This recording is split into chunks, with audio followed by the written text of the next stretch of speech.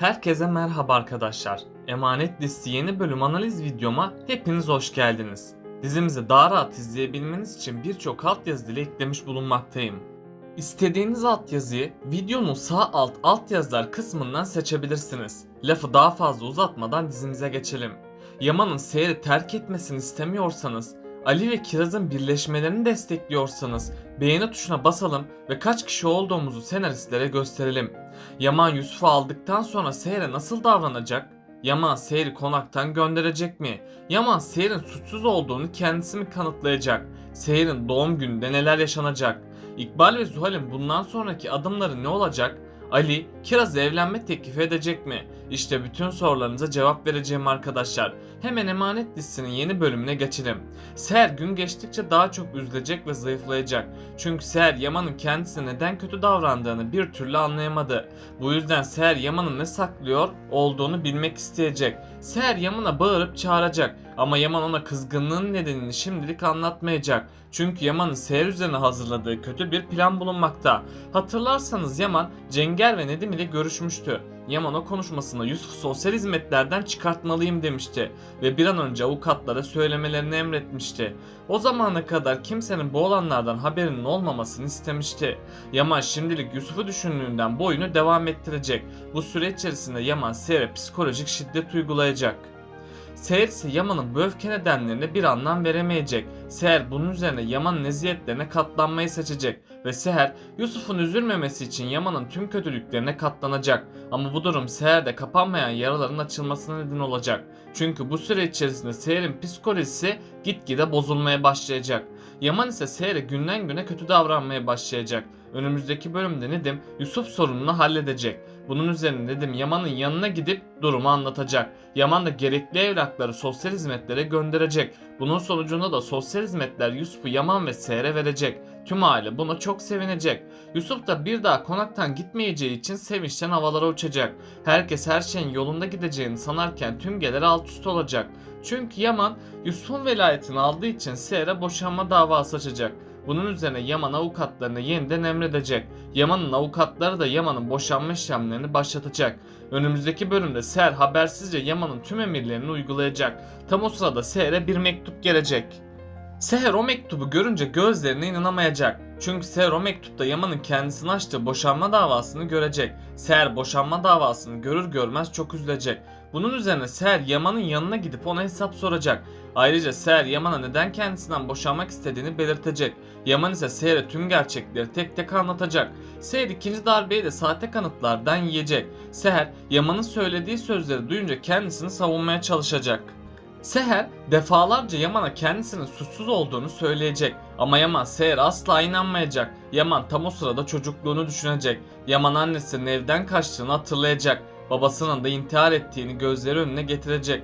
Ayrıca Yaman annesinin kendisine söylediği sözleri hatırlayacak. Yaman o sözleri hatırladıkça Seher'e bir kat daha öfkelenecek. Çünkü Yaman'ın annesi ona baban gibi olma demişti. Ve ondan sonra bir marangoz ile evden kaçmıştı. Yaman da hayatın getirdiği zorluklarla çocukluğunu şekillendirmişti. Eğer Yaman'ın annesi o sözleri söylemeseydi belki de Yaman çok farklı birisi olacaktı. Hatta Yaman kadınlara düşman değil saygılı, yardımsever davranacaktı. Bu nedenle Yaman Seher'e şimdilik asla güvenmeyecek. Yaman ardından Seher'i konaktan kovacak ve bir daha ona dönmemeye karar verecek. Aslında Yaman'ın sorunu babasının acizliğinden kaynaklanıyor. Çünkü hatırlarsanız Yaman önceki bölümde babasının mezarına gitmişti. Yaman babasının mezarında bir konuşma yapmıştı. Yaman o konuşmasında ben de sana benzedim baba demişti. Sen neden buradaysan ben de o yüzden buradayım diye söylemişti. Yaman'ın bu konuşması Seher'e olan aşkının öldüğünün kanıtıdır. Yaman bu sözlerinde babası gibi Seher'e olan aşkının öldüğünü söylemekte. Eğer Yaman bu kötü düşüncelerden kurtulmazsa Seher'i kaybedecek. Seher de sonsuza kadar ondan ayrılmış olacak ve bir daha Yaman Seher'e dönemeyecek. Ama büyük ihtimalle Yaman büyük bir hata yapacak. Yaman sosyal hizmetlerden Yusuf'u alır almaz Seher'i konaktan kovacak. Seher de ilk başlarda nereye gideceğine bir karar veremeyecek.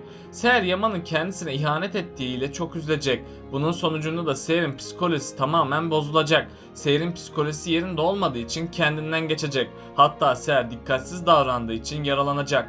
Bunun sonucunda da Seher hastaneye kaldırılacak. Ama Seher'e her zaman olduğu gibi yine hiçbir şey olmayacak. Nadire anne ve Fırat ise Seher'in hastaneye kaldırıldığını öğrenecek. Bunun üzerine Fırat ve Nadire anne hemen hastaneye gidecek ve Seher'e bir şey olmadıklarını gördüklerinde rahat bir nefes alacaklar. Seher ise kendisine olanları bir bir herkese anlatacak. Fırat Seher'e olanları duyunca çok öfkelenip Ali'nin yanına gidecek. Ali de Seher'e olanları Fırat sayesinde öğrenecek. Ali bunun üzerine Yusuf'u Yaman'dan almak için dava açacak. Ayrıca Ali ve Fırat Yaman'dan hesap sormaya gidecek ama Yaman onları kovacak. Ali ise Yaman'a kinlenip onun bir açığını aramaya başlayacak. Seher bu süre içinde Yaman'a kinlenecek. Hatta Seher Yaman'a dönmeyeceğine dair bir yemin edecek. Seher'in Yaman'a olan aşkı bir intikama dönüşecek. Çünkü Seher Yaman'ın kendisine yaptıklarını hatırlayacak ve ondan intikam almak isteyecek. Seher ardından kendi ayakları üzerine duran bir kadın haline gelecek. İkbal ve Zuhal ise iyice rahatlayıp tüm iktidarın kendisinde olduğunu sanacaklar. Bu yüzden konaktaki kötülüklerin bir süreliğine ara verecekler. Ama Zuhal'in daha farklı bir amacı olacak. Zuhal Yaman'ı elde edebilmek için onun çevresinde dolaşacak. Ayrıca Zuhal her gün Yaman'a daha çok yakınlaşmaya çalışacak. Eğer Zuhal Yaman'la evlenirse tüm Kırımlı mirasının kendisinin olacağını sanacak. Ama Yaman Seher'in açısından asla Zuhal'e bir şans vermeyecek. Ama sonradan Yaman Seher'in kendisini Selim ile aldattığını düşünecek. Bu yüzden Yaman Seher'i cezalandırmak için Zuhal ile birlikte olabilir. Yaman olur da Zuhal'e bir şans verirse bu onun en büyük hatası olacak. Çünkü Seher Yaman'ın kendisini aldattığını görecek. Bunun üzerine Seher büyük bir hayal kırıklığı yaşayacak. Çünkü Seher tamamen Yaman'a güvendi ve Seher Yaman ile hayatını kurabilmek için çok çabaladı. Hatta Seher bu yolda zorlu mücadelelerden geçti. Yaman da Seher'i aldatınca Seher artık asla Yaman'a dönmeyecek. Yaman da intikamını Seher'den aldığını sanacak. Yaman ise Seher'den ayrı kaldığı için gizliden gizliye üzülecek. Cenger ise Yaman'ın bu üzüntüsünü fark edip ona bir öneride bulunacak. Cenger, Yaman'a sahte kanıtları tekrardan incelemesini söyleyecek. Yaman ilk başlarda kanıtları incelemek istemeyecek. Ama Cenger'in Yaman'ın içine düşürdüğü bu şüphe onu harekete geçirecek. Yaman'dan gizliden gerçeklerin peşine düşecek. Zuhal ve İkbal de iyice rahatladıkları için hiçbir şeyden haberi olmayacak. Bunun üzerine Yaman tüm dosyayı derinden bir incelemeye çalışacak. Bunun sonucunda da Yaman hayatının şokunu yaşayacak. Çünkü Yaman Seher'in suçsuz olduğunu görecek ve Yaman büyük bir pişmanlık yaşayacak. Yaman'ın hakkına Seher'e yaptığı hakaretler ve suçlamalar gelecek. Ayrıca Yaman Seher'e güvenmediği için kendisinden utanacak. Yaman ardından Seher'i arayıp ondan özür dilemeye çalışacak. Ama Seher Yaman'ı şimdilik affetmeyecek. Seher'in Yaman'a olan güveni sonsuza kadar yok olacak. Çünkü Yaman Seher'e güvenmeyerek son ışığını da kaybetti. Bu ışığın yeniden canlanması çok zor olacak. Çünkü Seher bu süre içerisinde Yaman'ın kendisine yaptığı kötülükleri hatırlayacak. Ali de Kiraz'a aşık olduğu için ona evlenme teklifinde bulunacak. Kiraz ilk başlarda bu evlenme teklifini kabul etmeyecek. Ali de Kiraz'a baskıda bulunup onun kendisiyle evlenmesine razı edecek. Kiraz da bu evliliği onaylayıp onunla evlenecek. Ama Kiraz düğünden önce ölecek. Çünkü Kiraz yine başına büyük bir bela açacak. Kiraz başkasını kurtarayım derken kendi canından olacak. Ali de bu ölüme dayanamayacak. Tabi Ali de Kiraz'ın vedasıyla büyük bir yıkım geçirecek. Ali'nin hayatına sonradan yeni kişiler gelecek. Ama Ali uzun bir süre kendisine gelemeyecek. Yani Ali'yi de zor günler bekliyor.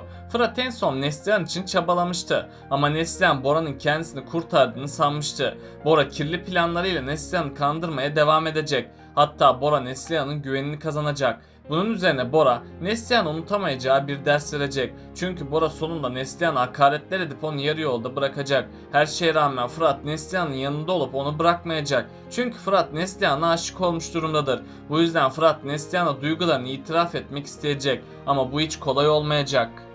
Peki sizce Yaman gerçekleri gördükten sonra nasıl bir yol izleyecek? Aşağıda düşüncelerinizi bekliyorum. Bakalım siz bu konuda ne düşünüyorsunuz? Böylelikle bu bölümün de sonuna geldik arkadaşlar. Bunun gibi videoların devamının gelmesini istiyorsanız kanalıma abone olmayı ve bu videomu beğenmeyi unutmayın. Kendinize çok iyi bakın, hoşça kalın.